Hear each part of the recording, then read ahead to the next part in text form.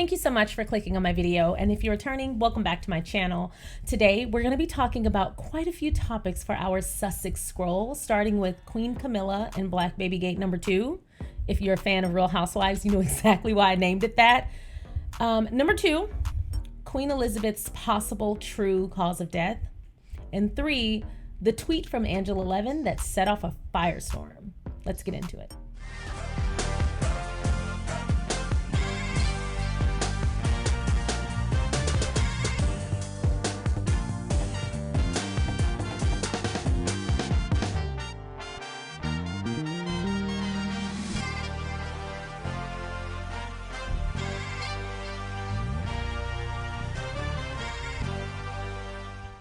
Once again, thank you so much for clicking on my video. If you have not already, feel free to go ahead and like this video, subscribe to my channel, and turn on that notification bell.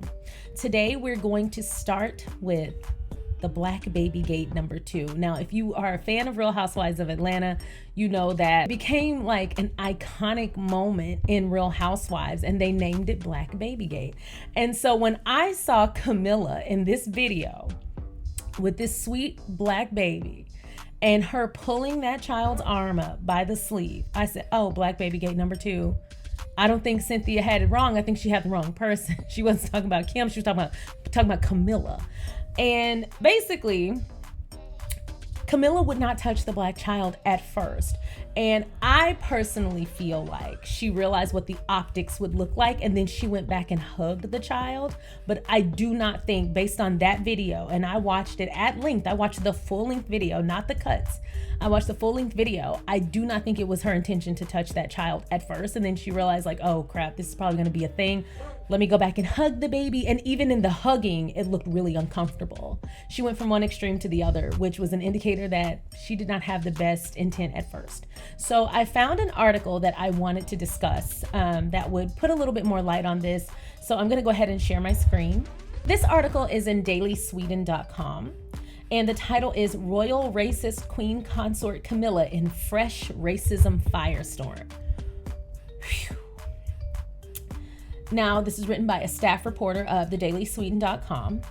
And it starts with, here we go. Starts with Queen Consort of the United Kingdom and wife to King Charles III, Camilla Parker Bowles, has sparked a fresh racism storm after she was filmed picking up a black child by her sleeves while donating Paddington bears at Barnardo's Nursery in East London on Thursday afternoon. Thousands of bears were left outside Buckingham Palace by mourners who paid tribute to the late Queen Elizabeth II, who died early September. But Queen Camilla has once again hogged the limelight for the wrong reasons. I love this staff reporter. Bookmark. But Queen Camilla has once again hogged the limelight for the wrong reasons. A video has gone viral on Twitter of Her Majesty holding a black child by the sleeves. Quick note, black should be capitalized. The B in black. The incident has ignited a raging debate on social media wait a minute, this is written weird. Okay, let's start over. The incident has ignited a raging debate on social media is one of the trends under racist royal family.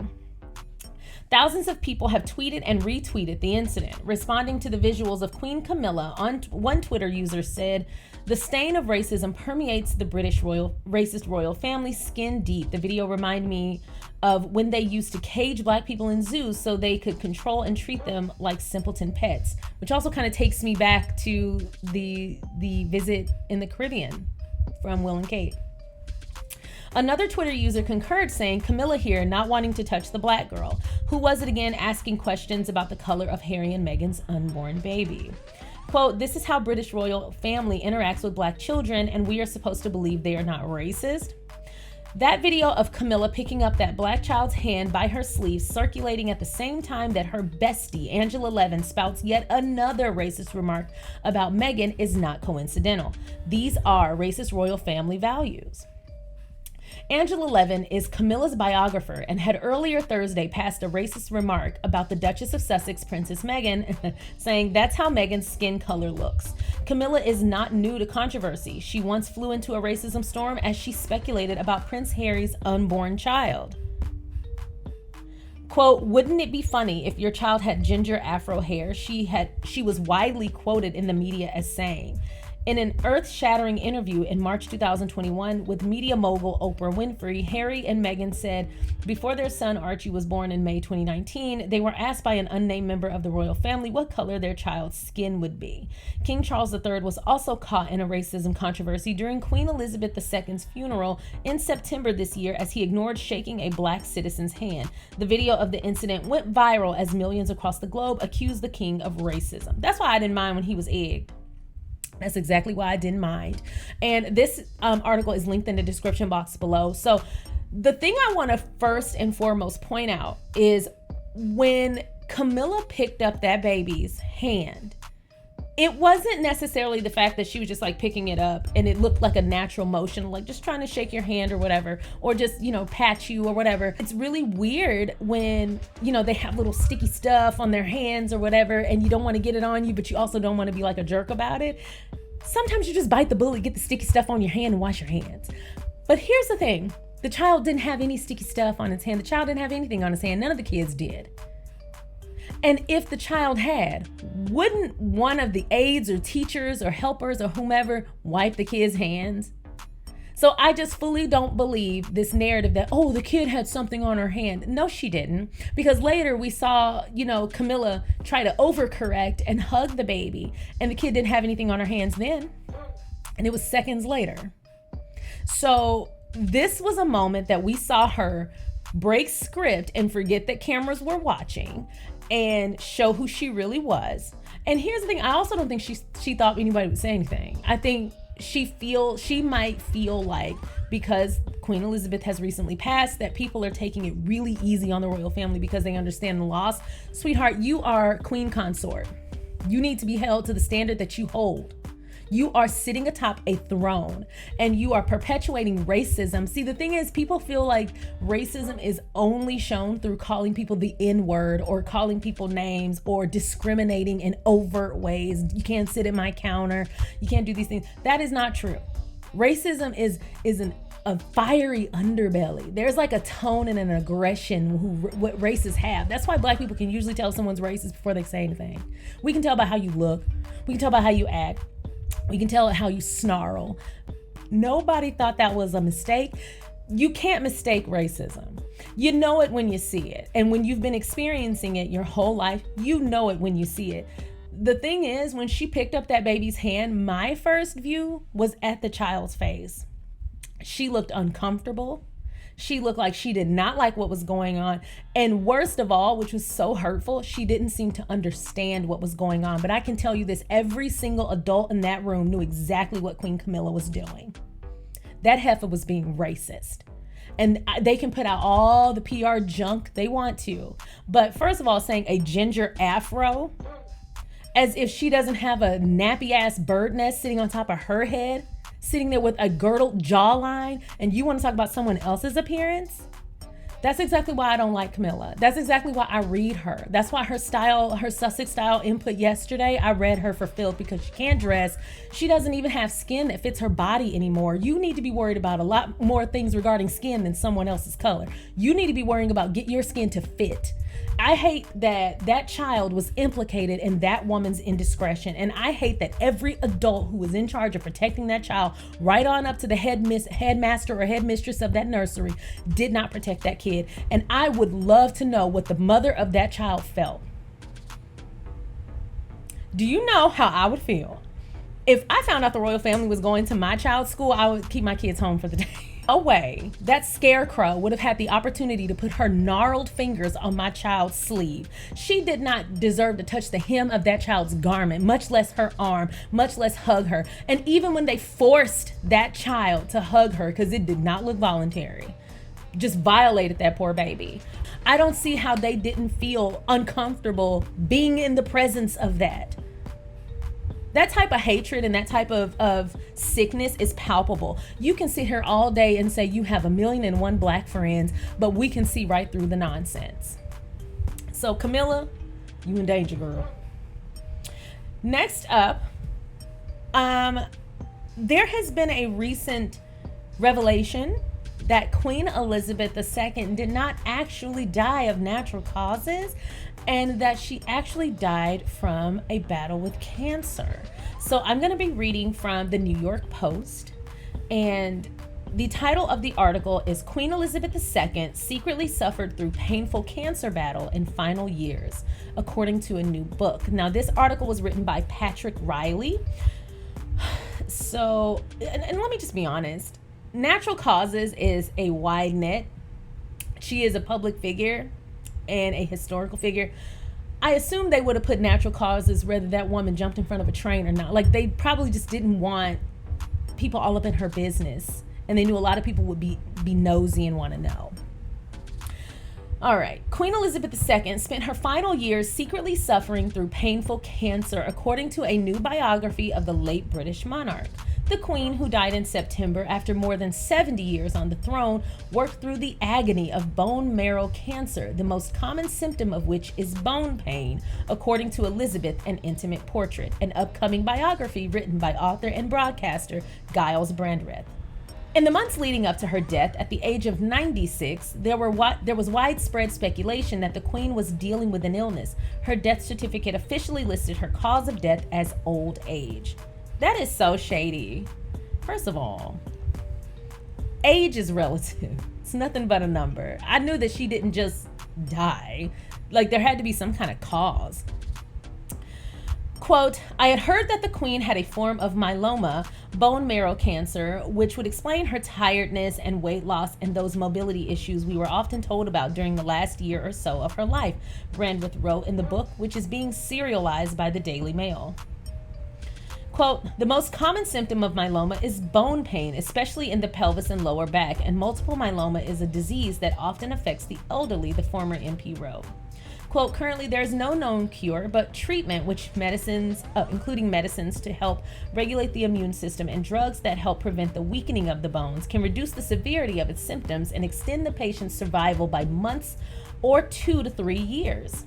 Oh, wow. So this is kind of fairly recent, this diagnosis.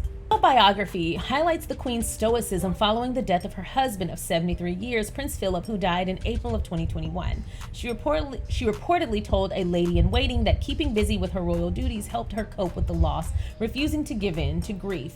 My husband would certainly not have approved, the Queen said. She watched the BBC police drama Line of Duty to keep her spirits up. Aww. All right.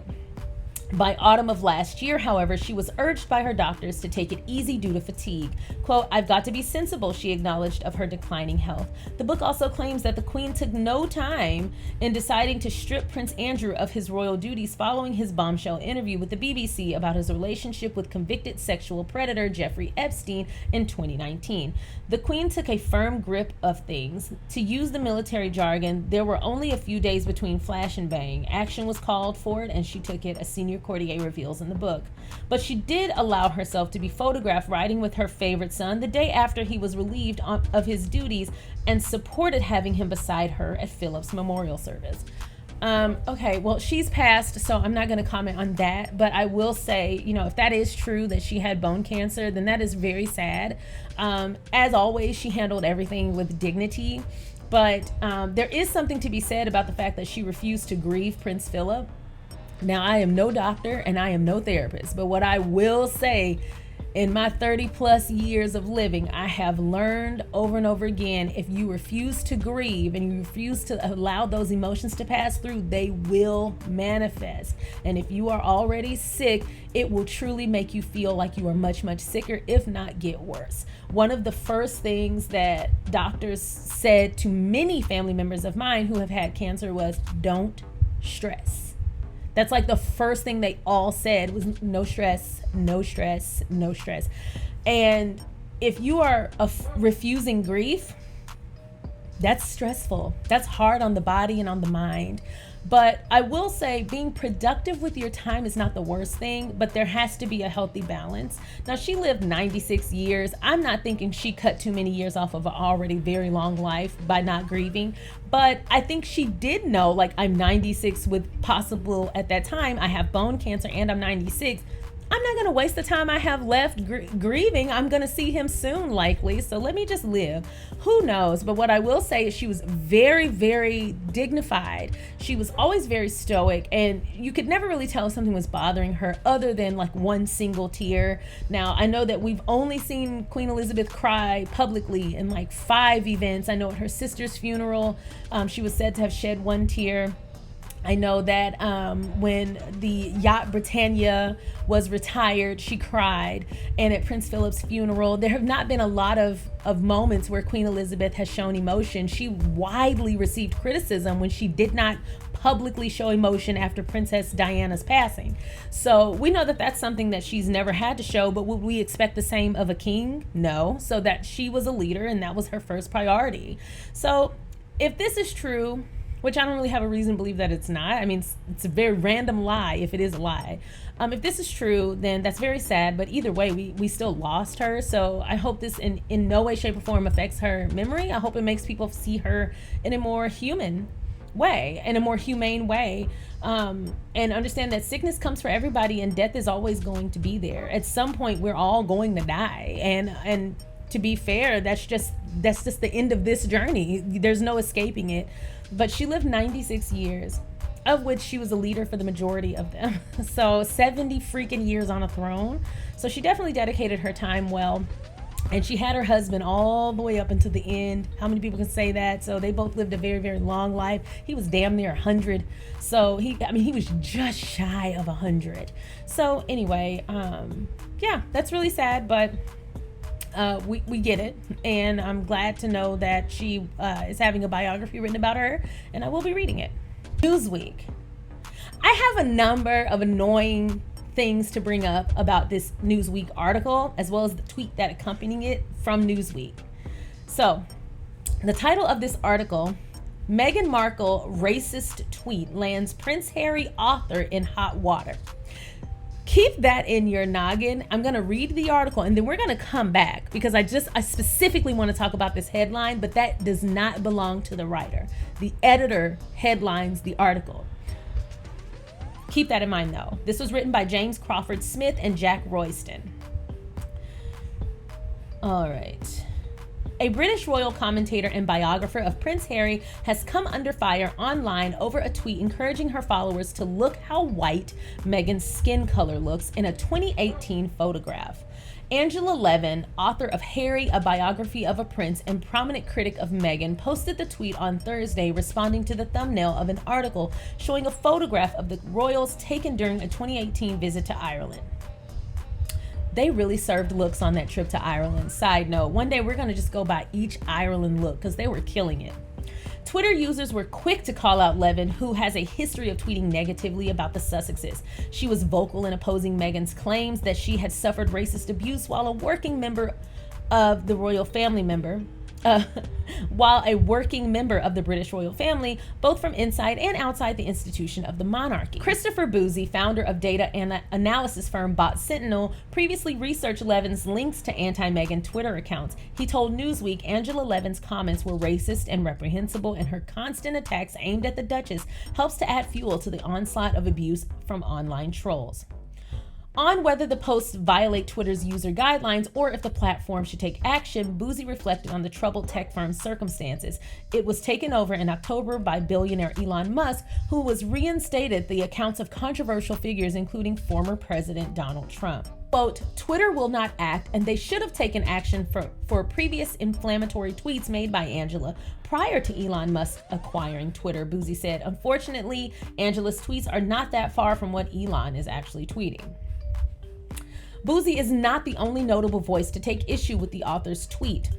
Tessie Oho, chief executive officer of the Diana Award, with which Prince Harry and William are closely connected, voiced her frustration, calling the comments atrocious. Quote, at Angela Levin 1, I'll never want to jump on a bandwagon as it goes against everything I believe, but this post is atrocious and beyond belief, Oho tweeted in response.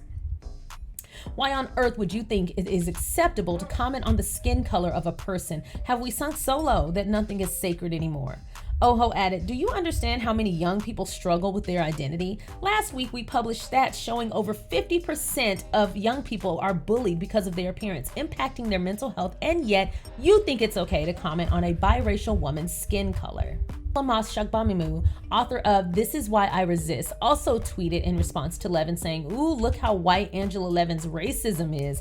It's the Karengitis of the highest order. If she had the courage of her conviction, she would boldly state the real point she's making about Meghan Markle's skin color looking white. But nah, she's a vile, repugnant coward.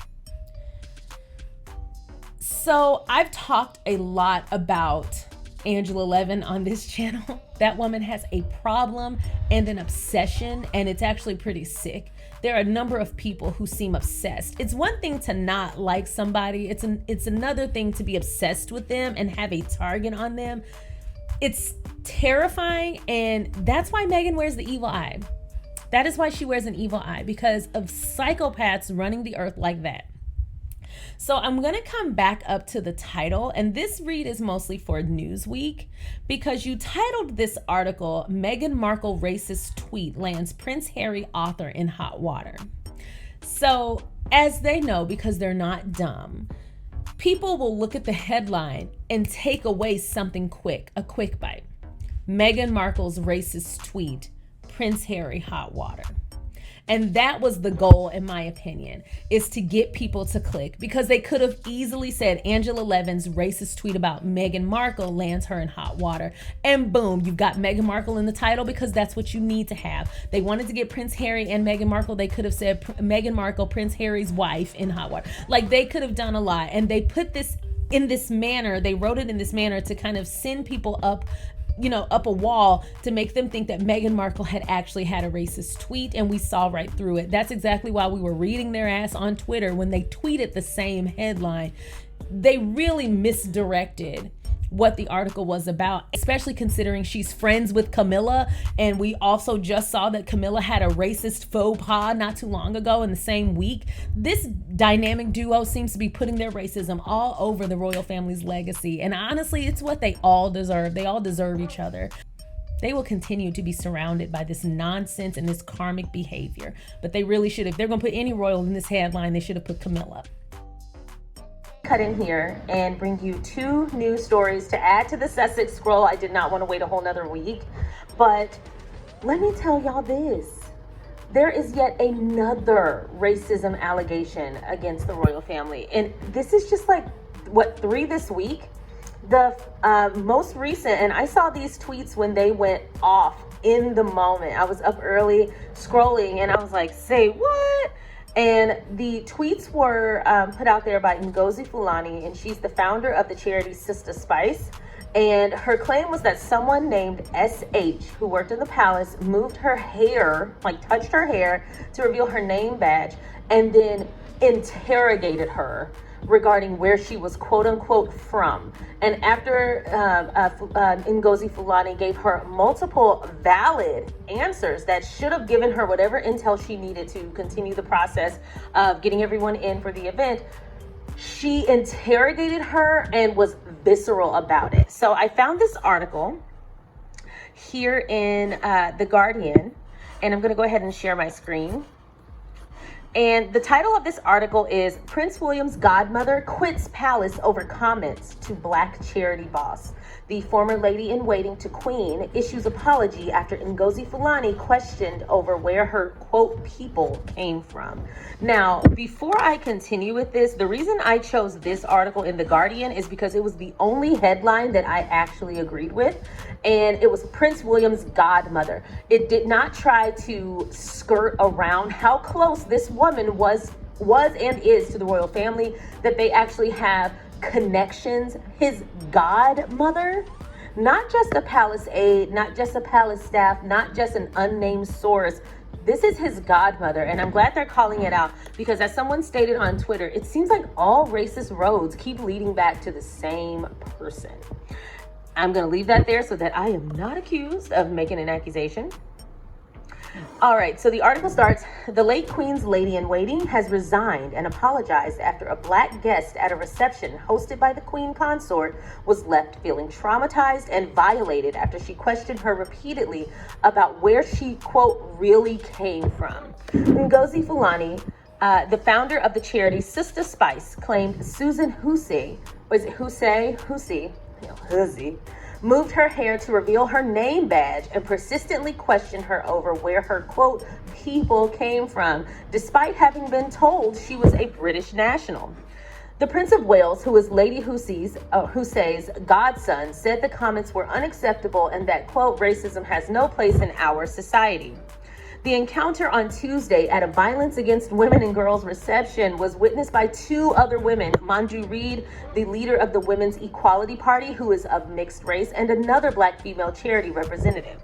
Hussey, 83, the widow of the former BBC chair, Sir Marmaduke Hussey, had recently been appointed one of the ladies of the household. She is a close friend of the king. Her daughter, Catherine Brooke, has just been appointed as one of Camilla's new Queen's companions.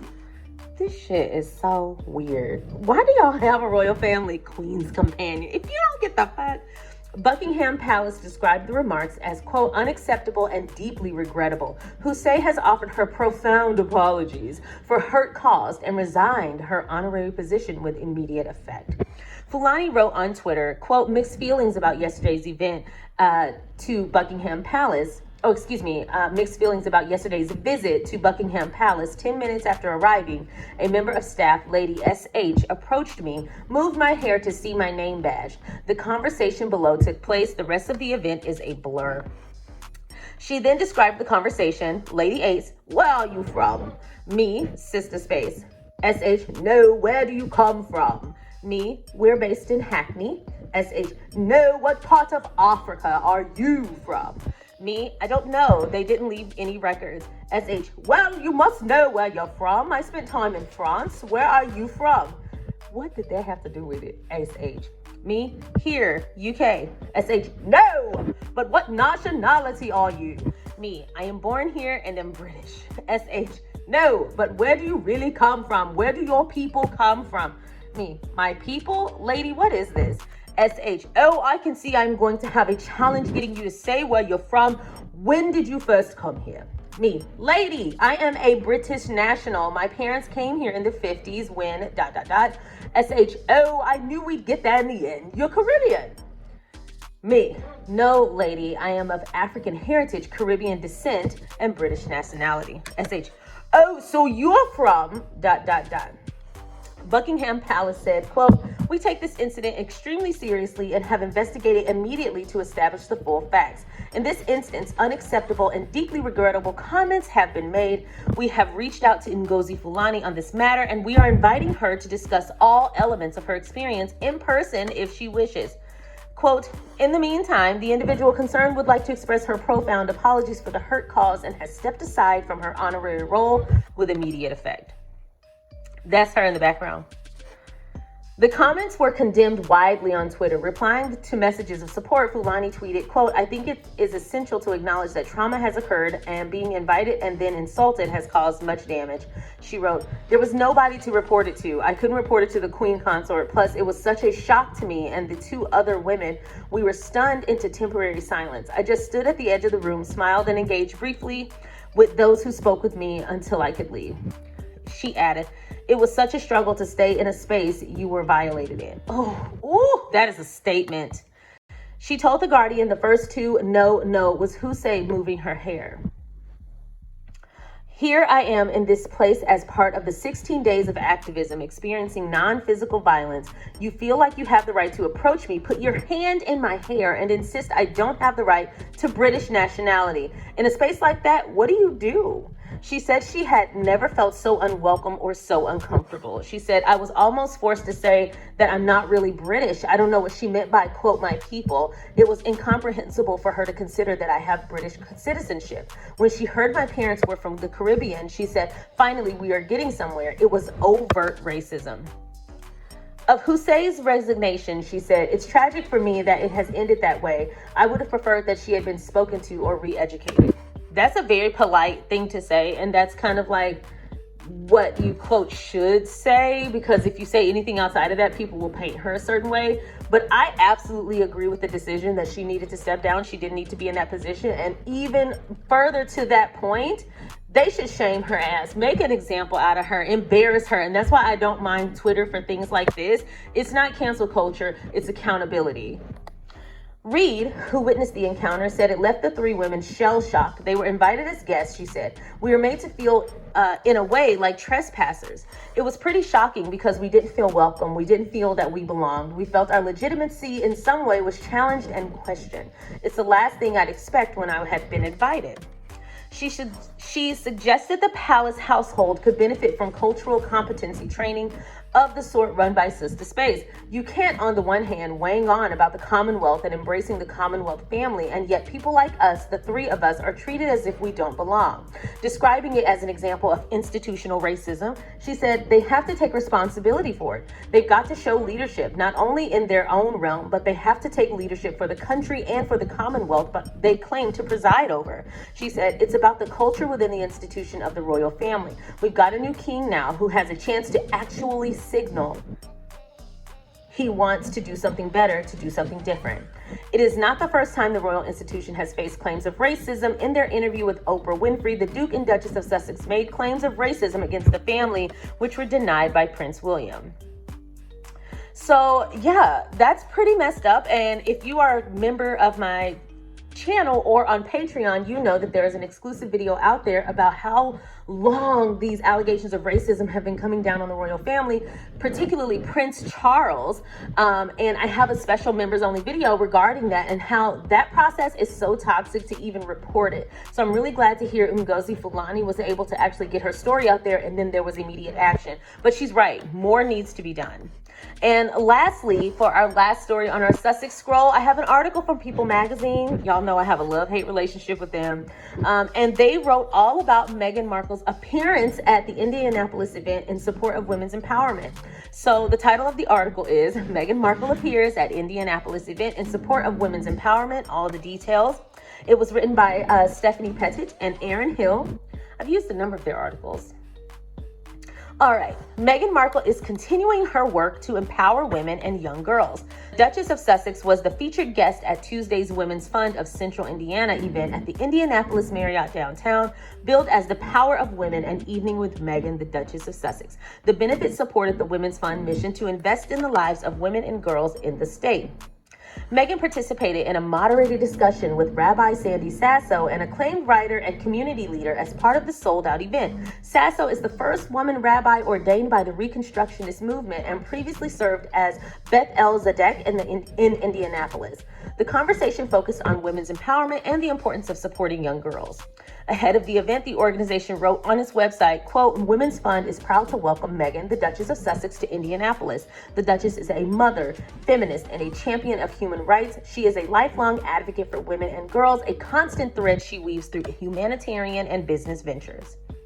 Women's Fund of Central Indiana has hosted many notable guests for their events, including Michelle Obama, Brooke Shields, Andrea June, and Soledad O'Brien. In the fall of 2015, Women's Fund was recognized by both the White House and the Clinton Global Initiative for their leadership and innovation in disrupting the cycles of poverty for women and creating measurable, sustainable solutions that can be replicated across our country.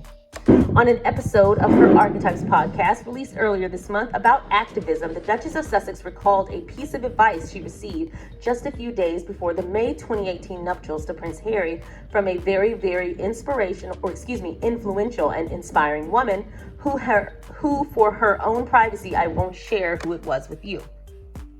Quote, she said to me, I know that your life is changing, but please don't give up on your activism. Don't give up because it means so much to women and girls, Meghan said. And I kept doing the work for women and girls because it matters, yes, but also because she encouraged me to do so. And the collective voice of all of us telling each other that matters is perhaps the point. There's safety in numbers, but there's also strength in numbers. All the updates for this week's Sussex Scroll. I hope you enjoyed this video, and I hope you've enjoyed the videos from this week. I have a new members only video coming out that will be on both YouTube and Patreon, And it's actually about resurfaced claims of racism against Prince Charles, which we definitely need to talk about. And then we have a Patreon only video coming out regarding the stolen jewels and the royal family and why they can't seem to let each other go. So I'm excited to talk to you guys about that, and I'm excited to hear your feedback. Also, we have a royal review. I had a really great suggestion to read or to watch this documentary about Prince Harry and Meghan from TMZ. So I did watch it and I did recap it, and you will get that Friday. In the meantime, thank you so much for watching. If you have not already, feel free to go ahead and like this video, subscribe to my channel, and turn on that notification bell. And if you're interested in becoming a member of my YouTube or Patreon or both, hit that join button. Thank you so much for watching, and I'll see you next time. Bye.